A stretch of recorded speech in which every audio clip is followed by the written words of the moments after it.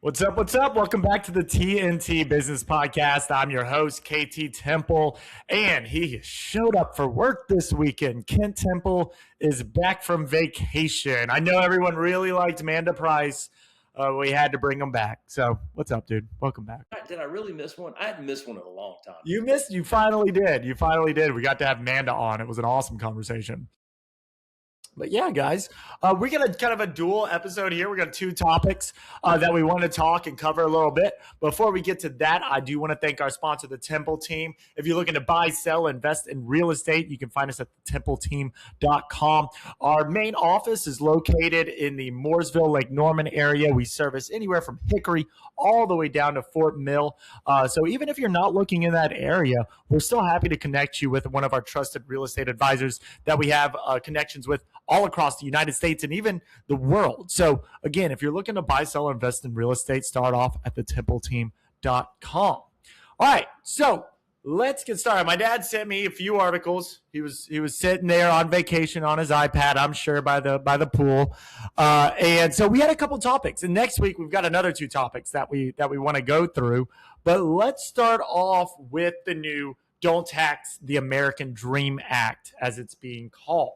Yeah, Casey, quickly, what we're doing is there's been four big things that come out in the last 2 weeks, kind of out of the current administration, that I think if they go through, some are more likely than others. I think we're starting with probably the most likely and working our way down.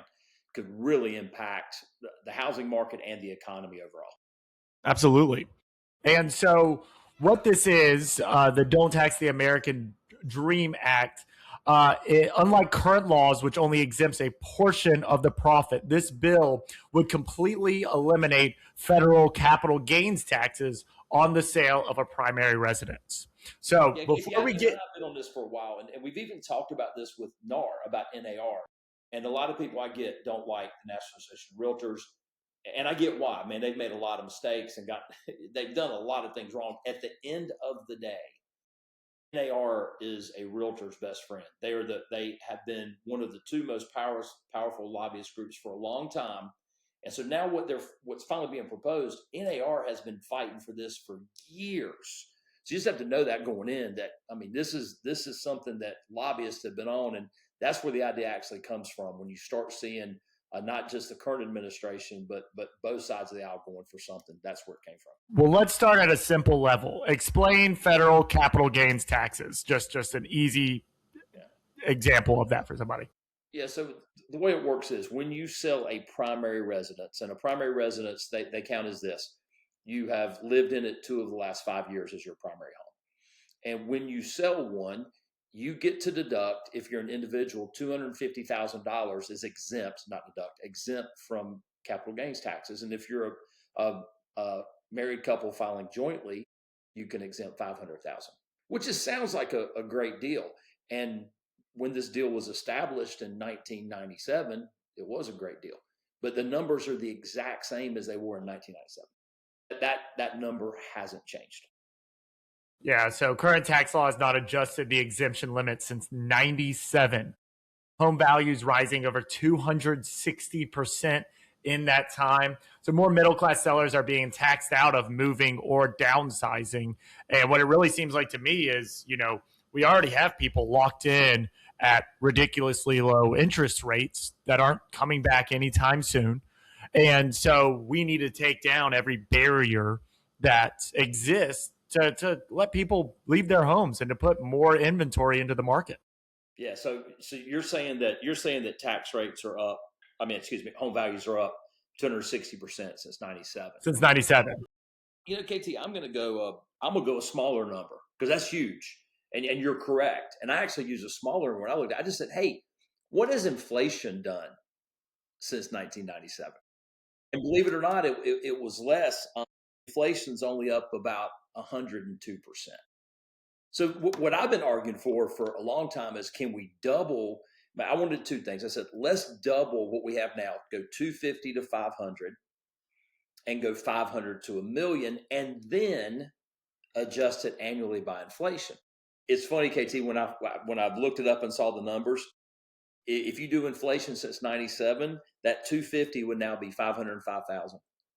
And that 500 would now be 1.01 million, almost exactly what we've been arguing for. Now, if you take the bigger number, which is what the housing market has done, then it's going to be even higher than that.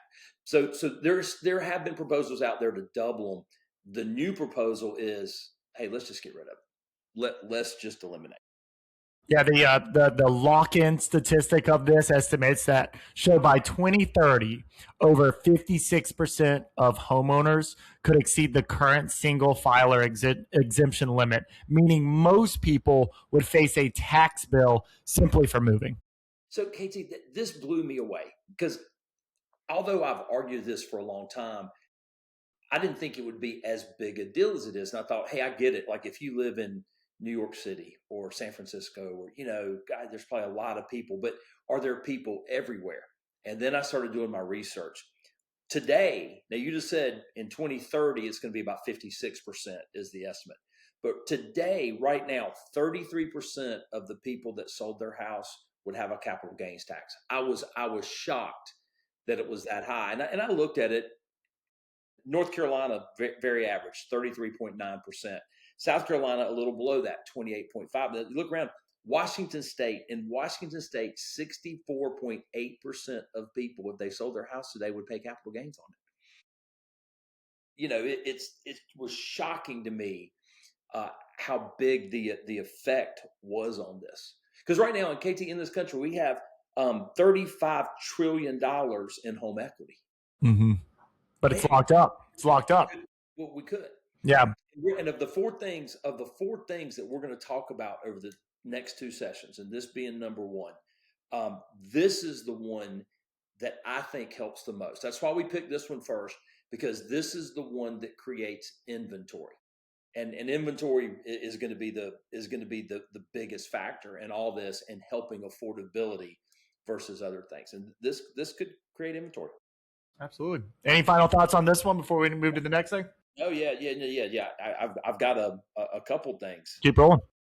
Well, so there's a lot of different ways you could do this. Now, obviously, what I would like to see is let's just get rid of it.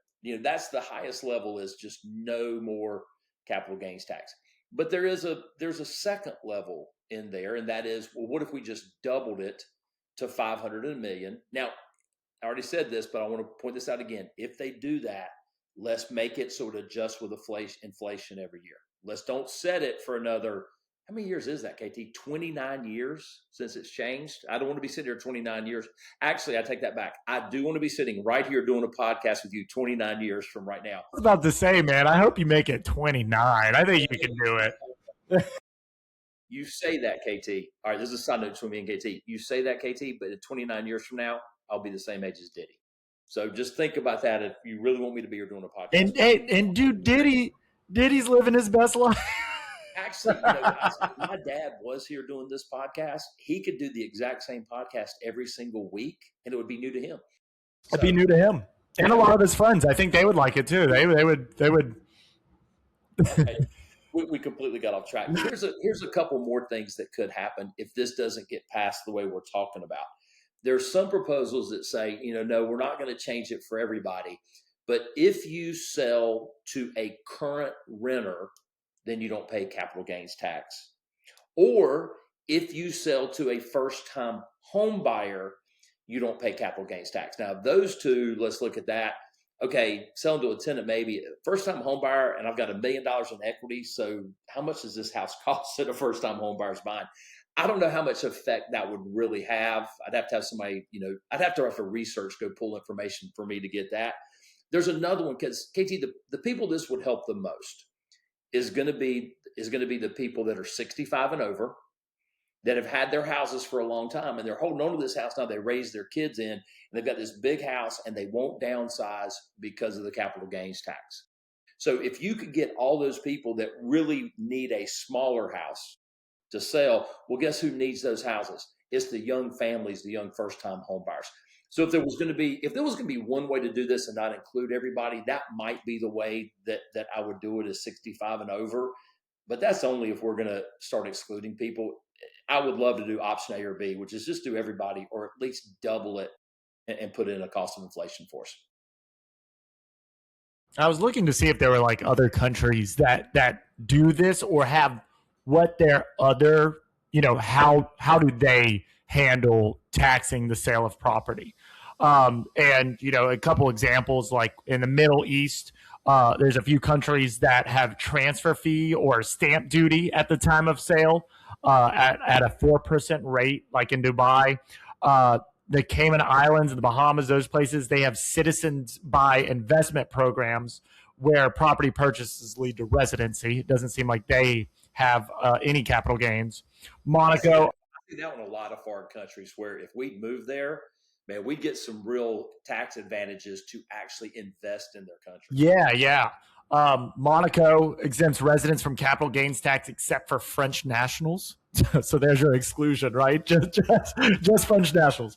And then Singapore does not capital gains, and this is probably the simplest way to put it. This is the one that kind of stood out to me. Singapore does not tax capital gains unless the seller is deemed to be trading properties as a business. There you go. Yeah. So anything else? That'll lead into one of our future ones we're going to talk about. So Yeah. yeah. All right. So in early January 2026, Trump announced a significant plan to intervene in the housing market by directing the purchase of $200 billion in mortgage bonds. This move is aimed at making homeownership more affordable by lowering borrowing costs. So let's get started there. So this was interesting, man, and this goes deep, KT, because right now, this is something I just saw that came out. Right now, they can only have like 40 billion that they're allowed to do that with in each entity, and now apparently they've been approved to do up to 225 billion each in each. So 225 and 225 is 450. They could actually almost double what the proposal is now. That's kind of been leaked, and there hasn't been verification that they've upped that limit that they could. They were going to have to up the limit just to go above 40 billion each to get to 200 anyway. But it can actually be bigger. So that's one thing that came out. But what they try to do, KT, is what happens is ABC Mortgage Company, they go out, they sell a mortgage, then they sell it to Fannie and Freddie, who then bundles it and then sells it to investors.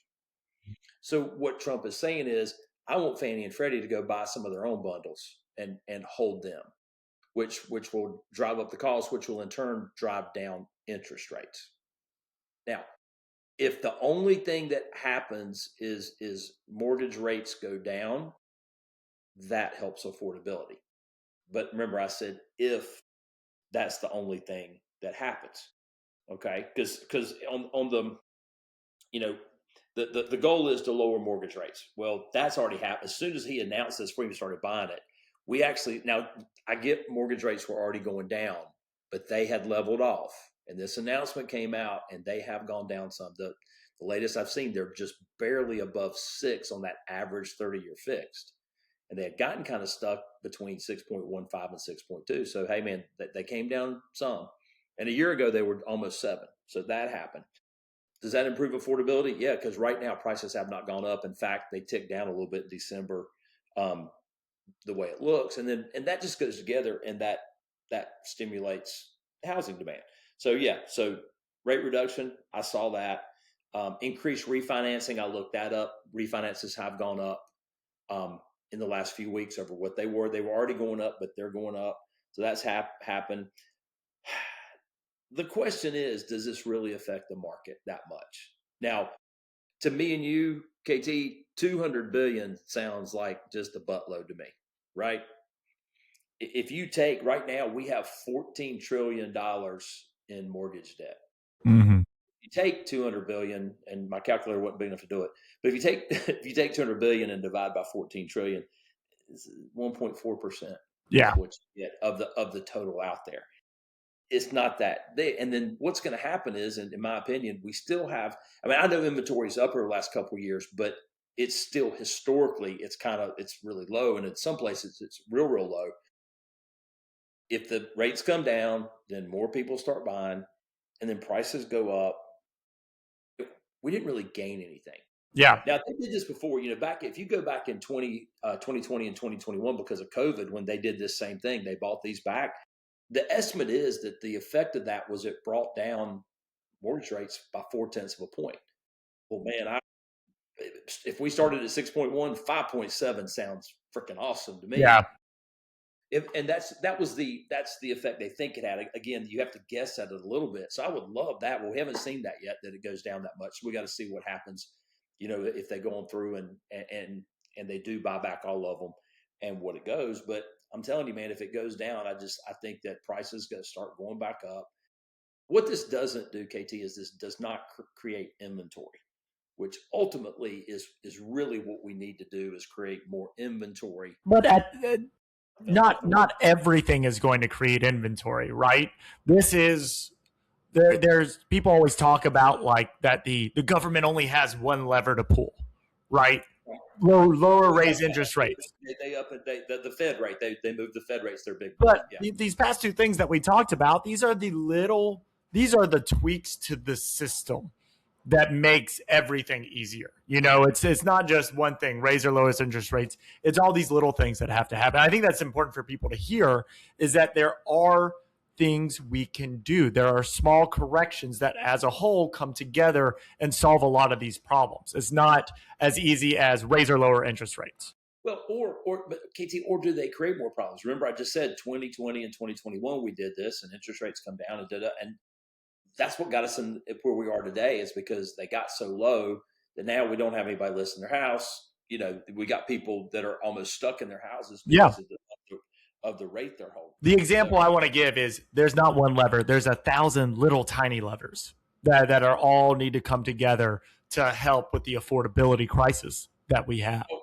And I want to be very clear and point out that people way smarter than me and KT make those decisions. KT and I, we're just sitting here. We're playing armchair quarterback. Going, well, here's what's happened in the past when we did this. Here's what we're looking for. There's really smart people that look at these things. And the reminder is, as the majority of our audience is agents and small business owners. These are the things we pay attention to have these conversations with our clients. Especially you get the right client that wants to know this stuff. And then you can say, well, here's what's going on. A lot of people ask me why I pay attention to this stuff. They're like, it doesn't affect you. It doesn't matter to you until it happens. But these are the conversations that I get to have that allow me to have the credibility to then be in front of the right people. Well, this is like if somebody asked me right now and they said, it's a good time to buy a house, I would say, right now what I'm looking at is all the predictions is mortgage rates are going to be about 6% at the end of next year. So I'm telling you, they're at 6%. That's the average 30-year fix. So if that's at 6 at the end of the year and it's 6 today, so I don't get anything there. And prices are probably going to go up as these interest rates have fallen. I think now's a great time to buy a house before the affordability gets less. If we had affordability at 33%, now we're down, more around 30, 31. It's a little bit better. I don't think it's going to get a lot better anytime soon because there's not any factors they're going to help us. Any final thoughts, man? Well, just one more, they are taking, if they do this, the government's taking on more risk. And that has bit them in the butt before. That's just the thought. Just remember, again, the biggest argument against this one is that unless you create more inventory at the same time you do this, then prices are going to go up. So I want to go back to topic number one. Let's get rid of the capital gains tax. That will create more inventory. And then programs like this will be even more beneficial to everybody if they do it. All right, guys. Well, we will be back again next week with another episode. You got one more final thought? Well, no, I'm just going to say, so if you like today's episode, these are the two we talked about. So next week, we're going to talk about this proposal to ban institutional investors, what that looks like. And we're going to talk about the proposal to limit credit card debt credit card interest rates to 10%. So we'll talk about those two next week and how they go hand in hand with these two. Yep. See you in 5 minutes. Everybody else, we'll see you next week. If you like this episode, feel free to leave us a review. It really does help us out a lot. Share this with somebody who you think might be interested in this kind of thing or starting a small business. Agents, share this with people. See if it helps them out. And again, thank you to the Temple team. Find us at thetempleteam.com if you're looking to buy, sell, invest in real estate. We'll see you guys again next week.